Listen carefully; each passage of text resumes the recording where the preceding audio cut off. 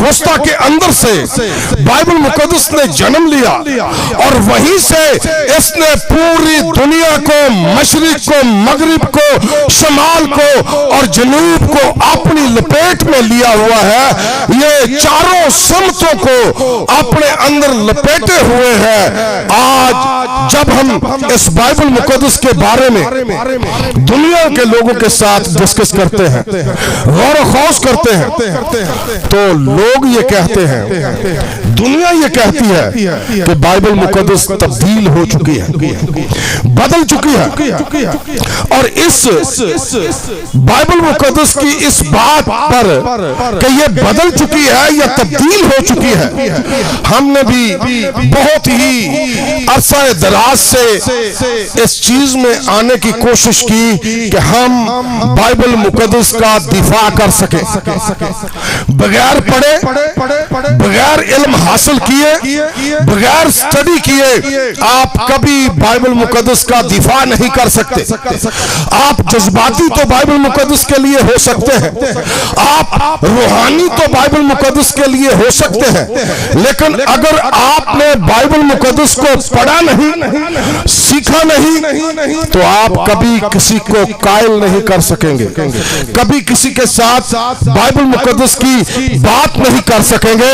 और ये एक ऐसी किताब है, जब लोग इस पर तनकीद करते हैं कि ये बदल गई है, अगर तनकीद करने वाले इसे पढ़ना शुरू करें तो ये बाइबल मुकद्दस ऐसी किताब है, ये दूसरों को बदल डालती है। अगर हम इस बाइबल मुकद्दस के बारे में बगौर मुतालिया करें तो बाइबल मुकद्दस जब स्टार्ट के अंदर इस दुनिया के अंदर आना शुरू हुई, मैं अहद जदीद के ताल्लुक से बात करूंगा कि अहद जदीद यानी अंजील मुकद्दस ये मसीहियों के खून से लिखी गई अंजील है। ये मसीहियों के खून पर तहरती हुई अंजील या बाइबल हमारे हाथों तक पहुंची। बड़े बड़े सुरमाओं ने, बड़े बड़े खुदा के खादमों ने, बड़े बड़े रसूलों ने इस बाइबल मुकद्दस खुदा के कलाम के लिए अपनी जानों को नजराना पेश किया, अपनी जानों को इस बाइबल मुकद्दस के लिए दे दिया ताकि ये बाइबल मुकद्दस बढ़े, तरक्की करे, लोगों के घरों में जाए, लोगों के दिलों में जाए। आप अगर हिस्टोरी के साथ ताल्लुक रखते हैं तो आपको मालूम होगा कि यही बाइबल मुकद्दस किसी अरसा के अंदर इसको पूरी दुनिया के अंदर बैन कर दिया गया, इस पर बैन लगा दिया गया। और अगर ये बाइबल मुकद्दस किसी के घर से मिलती, किसी के चर्च से मिलती, किसी के मोहल्ले से मिलती तो उनके लिए बहुत खतरनाक कुल हालात पैदा हो जाते। लेकिन आज आप जिस जगह पर बैठे हुए हैं या जिस दौर से गुजर रहे हैं, इसकी बाबत देखें तो किताब मुकद्दस में लिखा है कि खुदा ने हिस्सा बा हिस्सा, तरह बा तरह नबियों की मार्फत कलाम किया और इस जमाना के आखिर में उसने बेटे की मार्फत कलाम किया जिसके वसीला से उसने आलिम भी पैदा किए। और जब किताब मुकद्दस के बारे में हम देखते हैं तो खुदा का बेटा यीशु मसीह वो खुदा का अज़ली व अब्दी कलमा है। किताब मुकद्दस में लिखा है कि इब्तिदा में कलाम था, कलाम खुदा के साथ था और कलाम ही खुदा था और यही इब्तिदा में खुदा के साथ था। सब चीजें उसके वसीला से पैदा। नबियों ने कलाम किया, नबियों के जरिया से तौरात इस दुनिया के अंदर आई, नबियों के जरिया से सहाइफ इस दुनिया के अंदर आए, नबियों के जरिया से नविश्ते इस दुनिया के अंदर आए, ज़बूर इस दुनिया के अंदर मुकद्दस दाऊद के वसीला से आया। और फिर जब हम अहद जदीद के ताल्लुक से देखते हैं तो खुदा का बेटा यीशु मसीह इस दुनिया के अंदर एक मुजस्सम कलाम की सूरत में लिखा है कि कलाम मुजस्सम हुआ और फजल और सच्चाई से मामूर होकर हमारे दरमियान रहा और हमने उसका ऐसा जलाल देखा जैसा बाप के इकलौते का जलाल है। अब मैं यीशु मसीह की बाबत आप सबों के सामने ये बात पेश करता हूं कि वो मुजस्सम कलाम जब इस दुनिया के अंदर आया तो उसने जब अपनी खिदमत का आगाज किया, उस खिदमत के आगाज में खुदा के बेटे यीशु मसीह ने एक तरीकेकार मुझे और आपको दिया। वो आजमाइश के लिए जंगलों बियाबान में इब्लीस से आजमाया गया और उसने उन 40 दिनों के अरसा को पूरा करके जब वो उस जंगलों बियाबान से बाहर आया तो किताब मुकद्दस बयान करती है कि वो अपने घर नहीं गया, वो किसी और काम नहीं गया, बल्कि वो शागिर्दों को चुनने के लिए झील के किनारे राउंड लगाते हैं और किताब मुकद्दस में लिखा है कि सबसे पहले उसने इंद्रियास और मुकद्दस पतरस को अपने लिए चुना। इसके बाद जब्दी के बेटे याकूब और यूहन्ना को उसने चुना ताकि वो उसकी शागिर्दियत में आए। यीशु मसीह का जो मेन काम था या यीशु मसीह जिस काम के लिए इस दुनिया के अंदर आए थे वो हमें नजर आता है कि उन्होंने सबसे पहले शागिर्द बनाए, शागिर्दों का चुनाव किया।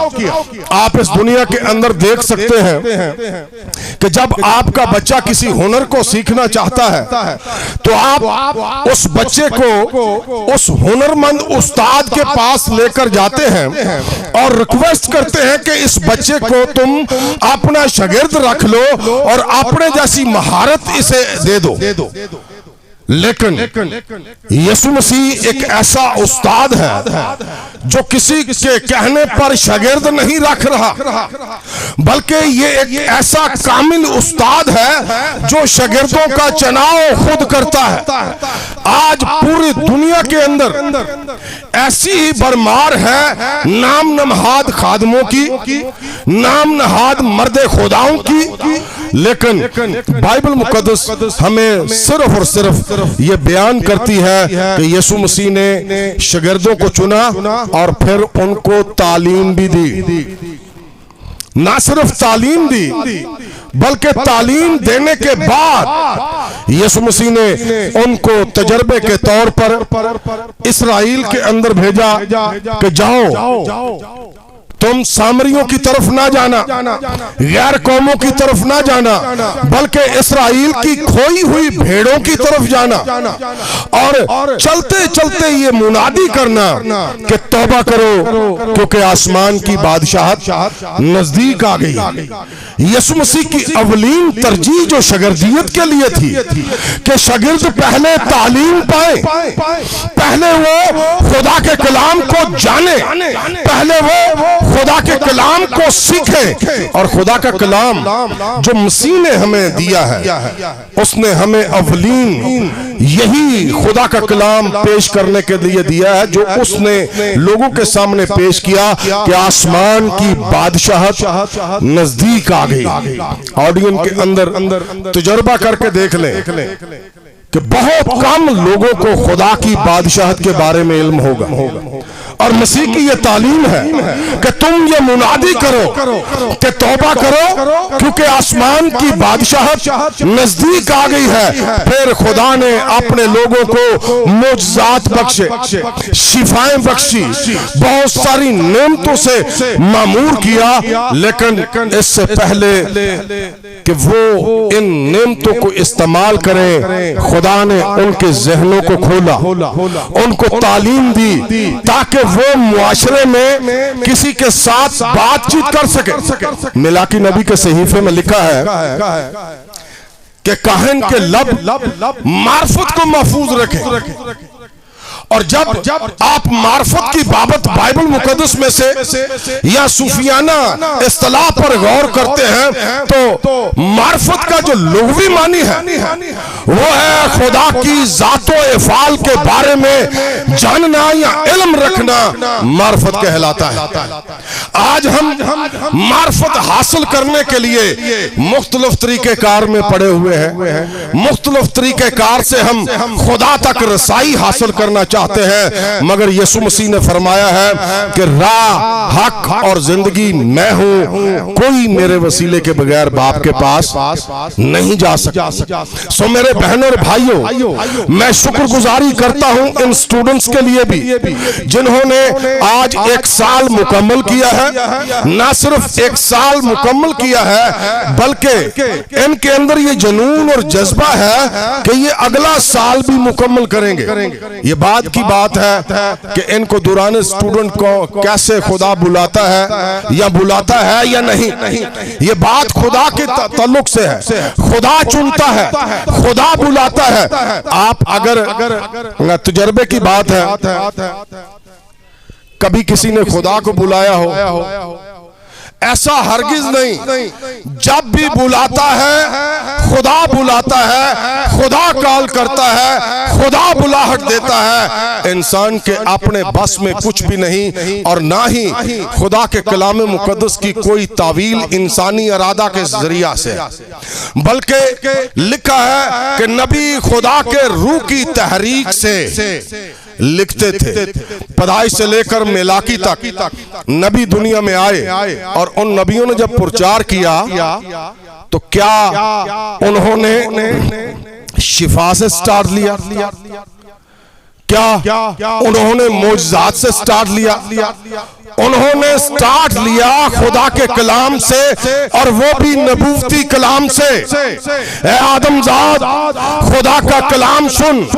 और आदमजाद पर खुदा का कलाम नाज़िल हुआ। पूरी बाइबल मुकद्दस अहदे अतीक खुदा के कलाम के मुतल्लिक भरा पड़ा है कि खुदा ने नबियों की मार्फत हिस्सा बा हिस्सा, तरह बा तरह कलाम किया। के अंदर जब हम आते हैं तो हम यीशु मसीह के पैरोकार हैं। यीशु मसीह हमारा मसीहा है। हमारा ईमान यीशु मसीह पर है। ना सिर्फ हम बल्कि दुनिया भी ईमान रखती है कि वो इस दुनिया में आने वाला है। वो इस दुनिया में आकर इबलीस और इबलीस की कुदरतों और तासीरों को कुचलेगा। लेकिन मेरे बहनों और भाइयों, यीशु मसीह को क्या जरूरत पड़ी थी? किताब मुकद्दस मत्ती की अंजील उसके 5वें बाब में लिखा है कि जब वो पहाड़ पर बैठ गया तो वो अपनी जुबान खोलकर उनको यूं तालीम देने लगा। हालांकि एक बड़ी भीड़ है उस पहाड़ पर। यीशु मसीह के 12 शागिर्द भी वहां पर बिल्कुल करीब मौजूद हैं, लेकिन लिखा है कि उसने अपनी जुबान खोलकर उनको तालीम देना शुरू की। और ये मत्ती की अंजील उसके 5वें बाब से लेकर 7वें बाब तक ये शरीयत है मसीहियों की। खुदा ने इल्हाम दिया, खुदा ने कलाम दिया। यीशु मसीह ने जो इल्हाम, जो कलाम दिया, वो जैतून के पहाड़ पर ही दिया। और वो एक जामिया शरीयत है मसीहियों के लिए, और उससे हम नावाकिफ हैं। हमें उससे वाकफियत ही नहीं। हम अहदे अतीक की बात करते हैं कि खुदा ने मूसा को शरीयत दी, खुदा ने मूसा को 613 कवानीन दिए। कभी ईसा यानी मसीह के बारे में भी सोचा है कि उसने क्या शरीयत दी, उसके कितने कानून हैं, उसने क्या इंसान को कहा है क्या करना है। लेकिन इस बाबत बाइबल मुकद्दस एक ऐसी कसौटी है जिसकी बाबत आप देख सकते हैं। किसी भी आज पूरी दुनिया के अंदर बाइबल के मुतालिक गलत तालीमात की भरमार है, गलत ईमान की भरमार है। लेकिन अगर आप इसको अंदर से पढ़ेंगे भी गुमराह नहीं हो सकेंगे। आप जब इसको पढ़ेंगे तो फिर आप गुमराह नहीं होंगे। फिर आप उन लोगों को जो गुमराह हो चुके हैं उनको कह सकेंगे कि आओ भाई जी, बहन जी, बाइबल मुकद्दस को खोलो, उसको पढ़ो कि इसमें क्या लिखा है। आपका तौर तरीका गलत है, लेकिन बाइबल मुकद्दस राह हक है और ये हमें हक की राह बताती है। और हमारी भी ये छोटी सी एक काविश है कि हमने खुदावंद यीशु मसीह की तालीम को ओनली हाफिजाबाद और उसके गिरदो नवाह के मसीहियों के लिए इसको कायम किया। यहाँ पर कराची से स्टूडेंट्स बैठे हुए हैं, गोजरा से स्टूडेंट्स बैठे हुए हैं, लाहौर से स्टूडेंट्स बैठे हुए हैं, दीगर किला रामकोर से और हाफिजाबाद से और इसके गिरदो नवाह से यहाँ पर स्टूडेंट्स बैठे हुए हैं। लेकिन आज खुदा का अज़ली व अब्दी कलाम यही फरमाता है। इसका मानी ये नहीं कि जो स्टडी करता है या जो बाइबल का नॉलेज हासिल करता है कि वही पादरी बन जाता है। बाइबल का नॉलेज पास्टर्स के अलावा भी दुनिया के लोगों के पास है।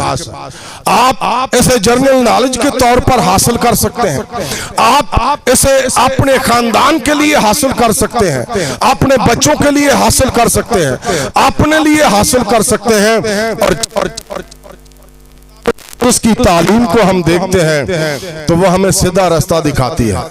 आज मैं उन अहबाब को वेलकम कहता हूं जो इस वक्त इन स्टूडेंट्स के साथ आए हुए हैं, उन वालदैन को, पेरेंट्स को जो स्टूडेंट्स के साथ आए हैं। आपको मुबारक हो जी कि आपके बच्चों ने आज बाइबल की एक साला तालीमी कोर्स को मुकम्मल किया है। इसके साथ साथ मैं जनाब आजम साहब का भी शुक्रगुजार हूँ, अपने बुजुर्ग मोहतरम पास्टर इसहाक साहब का, हमारे प्यारे भाई सेवंथ डे एडवेंटिस्ट के पास्टर यहाँ पर बैठे हैं, एल्डर मुख्तार साहब हैं, भाई कैसर हैं, हमारे दीगर भाई भी यहाँ पर बैठे हुए हैं। और मैं खासकर यहाँ पर जिक्र करना चाहता हूँ एवरलास्टिंग मिनिस्ट्री के अपने प्यारे भाई एवेंजलिस्ट अदील साहब का और उनकी टीम का भी शुक्रगुजार हूँ कि उन्होंने भी अपने कीमती टाइम में से वक्त को निकाला और यहाँ पर आए। और बिलखसूस हम उन परस्तारों के भी शुक्रगुजार हैं जिनके जरिया से खुदा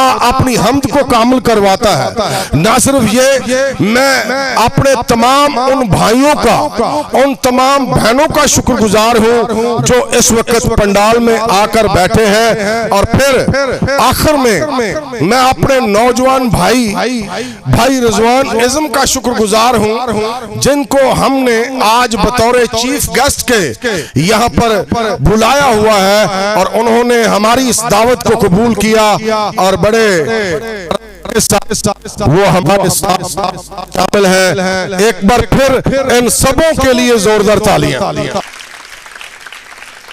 साथ ही मैं क्वायर से गुजारिश करूंगा कि अपनी निशिस्तों को संभाले। इस वक्त हम एक गीत गाएंगे और अपनी आवाजों को खुदा के जलाल के लिए बुलंद करेंगे। लिखा है कि रास्तबाजों को खुदा की हम्द करना जो है वो ज़ेबा है। हम सब कोई ऐसा गीत गाएं जो सब मिलकर गा सके जोश और जज्बे के साथ। मैं गुजारिश करूंगा कि अगर हम ये गा लें कि अंजील को फैलाना ये काम हमारा है, ये सबको आता होगा, हम सब मिलकर खुदा की तारीफ में अपने मुंह को खोलेंगे और अपने हदियों को, नजरानों को, शुक्रगुजारियों को खुदा के हजूर पेश करेंगे। अब वक्त है कि हम खुदा के दियों में से खुदा के हजूर गुजराने आप खुदावंद के हजूर इस बाइबल स्कूल के लिए हदिया दे सकते हैं। और ये डिमांड नहीं है बल्कि ये आपके दिलों पर, आपके ईमान पर मबनी है।